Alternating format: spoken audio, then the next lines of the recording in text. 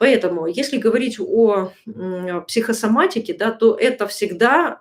обесценивание. То есть психосоматика – это всегда следствие обесценивания. В детстве оно напрямую касается вас, потому что вас обесценивают и закрывают вам возможность быть собой. Так устроены системы садики и школы, они обучают человека быть в рамках, действовать по приказу от кого-то внешнего постоянно, да, так, чтобы вы потом перешли на работу, в рабство к кому-то, и вам даже не приходило в голову, что у вас есть какие-то лично ваши желания, лично ваша жизнь, лично ваши проявления, потому что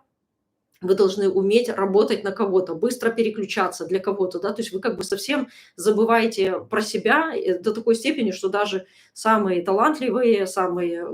с впечатляющими карьерами люди не могут сформулировать то будущее, в которое они хотят перейти. Конечно, это одна из стадий, когда может у вас начаться какая-то болячка, когда просто вам уже там сверху вас укладывают в болезнь, что вы уже полежали и подумали, туда ли вы вообще идете. Если вы находитесь в каких-то отношениях, в которых вам тесно, да, или в которых вы ощущаете, что вы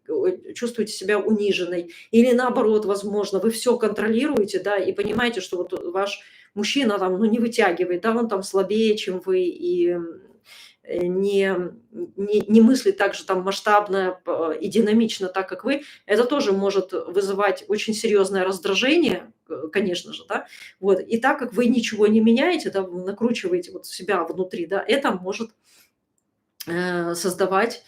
психосоматические проблемы. Опять же, то есть еще раз повторю, то есть любая энергия, то есть, во-первых, с самого рождения по момент, пока вы не вышли замуж, говорить там о том, что там был хоть кусочек счастливой жизни, да, это вы можете сказать, да, мы там были там летом у бабушки, значит, было 2 недели, я была счастлива, например, да, там бегала, никто обо мне не вспоминал, делала я, что хотела. Или там 3 дня вот с каким-то любимым мужчиной мы встретились, думали, что у нас все получится, еще 3 дня счастливы, понимаете? То есть если попросить вас разложить вот так вот ваши 365 дней, умноженные на ваш возраст, какое количество дней вы были счастливы, то мы будем сидеть и плакать, значит, над вашей линией жизни, потому что прожито там тысячи дней, а из них, значит, 16 дней была я счастлива. Это значит, что все остальные дни я была несчастна, да, или я был несчастен, да. Это значит, что во все остальные дни было что-то, что давило на вас чем-то,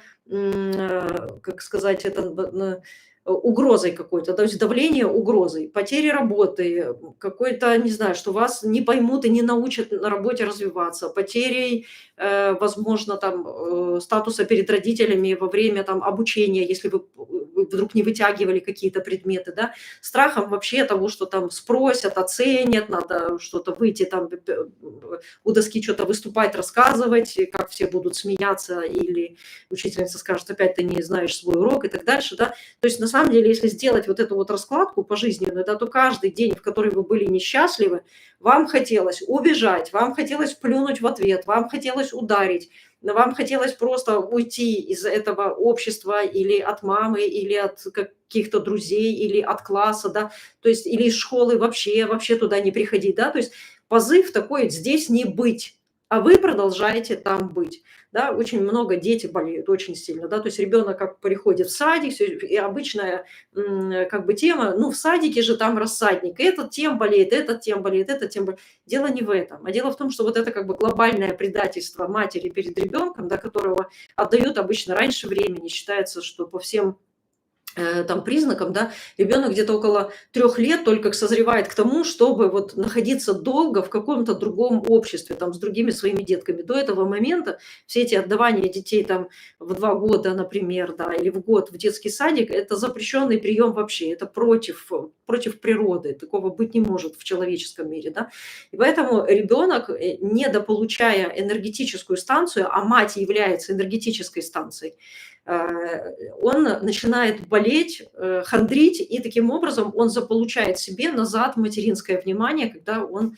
снова и снова он дома, и он болеет, и все вокруг него прыгают, а он все равно забирает свое, да. Вот. Дети еще, конечно же, очень могут болеть, когда у вас напряженные отношения в семье между вами и там мужем, например, да, или вы одна страдаете, да, то есть ребенок на себя забирает часть вашей боли, как, собственно, и животные. Да, животные прям могут забрать на себя и заболеть, и умереть от рака, например, может кошка, да, просто потому что вы сами съедаете себя за то, что за какое-то разочарование в себе, за то, что, может, вы никому не нужны и так дальше. Вот вы начинаете там себя сжирать там своим одиночеством, например, да, и тот самый любимый кот, с которым, как уже притча во языцах, да, то есть если ты не замужем, то ты с котом каким-то, да, или с кошкой.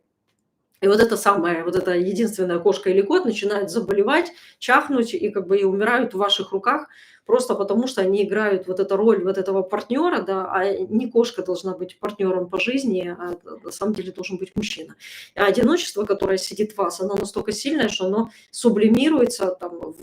для вас, скорее всего, какими-то проблемами или в деньгах, может быть, тоже психосоматически, и кошка тоже там забирает на себя, затягивает в себя эти проблемы и в итоге умирает или там, не знаю, выпрыгивает с какого-нибудь 9 этажа там и разбивается. Вот, поэтому все, что касается нереализованной энергии, да, это очень серьезные вещи.